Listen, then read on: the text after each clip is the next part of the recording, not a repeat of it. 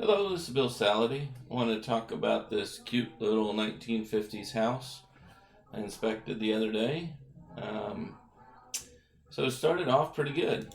Did an elevation survey. As you can see, the house was pretty level for 1950. This is the deck and patios are here. It's only an inch low here. It's not bad for 1950, but the garage was 2 inches low and an inch and a half. I'm sorry, 2.5 inches high, inch and a half high over here. There's just not enough weight to one of these barns. It's just got siding, and of course that was in bad shape. Some damaged siding and siding missing and stuff like that. And then went in the house. It was kind of cool. They had a radiant barrier system or a radiant heating system. So floor tile, you can see the little lines running here for the radiant heat. Here you can see it is there as well. Messed up the grout. They probably used the wrong type of thin set or mastic. Now the shower was interesting.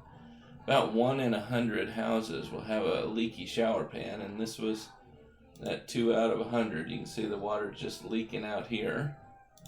And then I looked behind the toilet, and it was leaking out here as well. Not a good thing. So the shower pan needs to be redone. Got up in the attic, and not too big a deal so far. I mean, you got some insulation missing on the ductwork where they patched it. Then they used duct tape here and here. That's not good.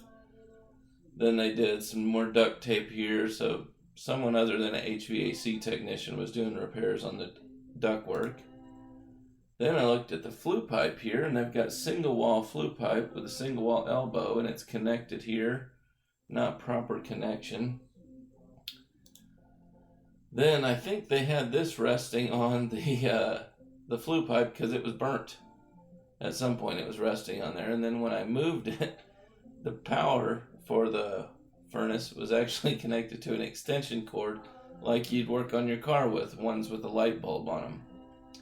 Should have a permanently installed outlet or permanent wiring for the furnace, not an extension cord. This is where the power goes into the unit. And then this was a big deal. It had dancing orange flames. It's supposed to be a steady blue, but it had blue and orange. There's another picture. You can see the orange flames from the furnace.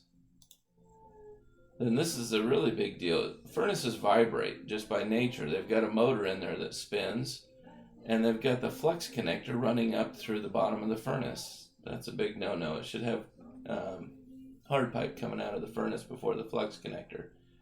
Connected. This is the water heater flue pipe. It doesn't actually go up through the roof. It's disconnected. They should not have used the single wall because you've got to have much bigger clearance with single wall. But that's what they used, and then there's like no clearance. So you go up on the roof, and this is no longer approved. The holes underneath are so big a bird could fly in. But then I stuck my camera inside. It's actually blocked. The water heater flue does not come out of the roof. It just vents up into the attic. Then it went under the house. This is for the toilet in the hallway bath. And you see how it's wet here? So the toilet's leaking into the crawl space, and you got the wood rot and the fungal growth here. It's just not a good thing. Oh, this will be fun. This is for the other toilet.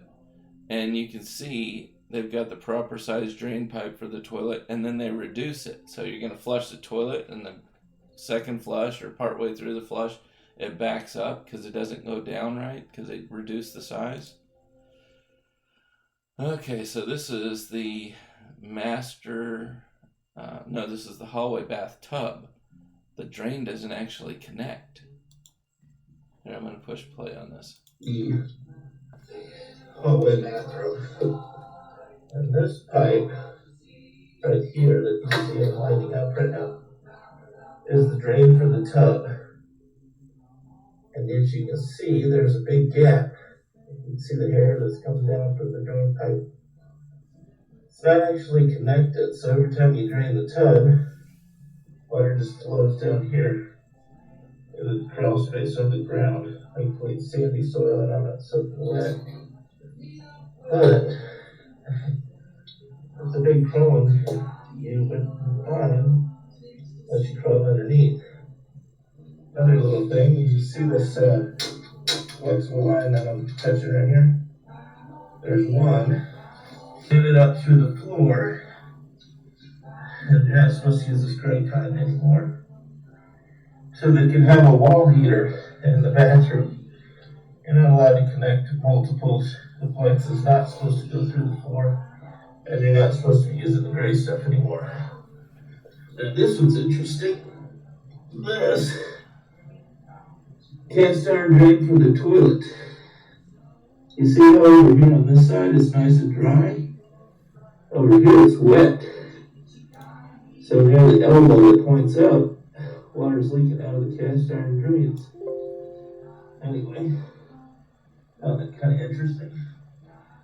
Also got some more cast iron drains here, heading off towards the sink. I'm gonna head over that way and see if there's some more floor rot, like I found underneath the bathrooms. So anyway, I just wanted to go over pictures with you. I hope you enjoyed the video. These are just some of the things I found. I found a lot more on this house. But it looked real pretty on the inside. There were just some bigger problems on the underneath the house and in the attic that make you pause a little bit before purchasing and make sure that you get a good real estate agent to negotiate for you. Thank you.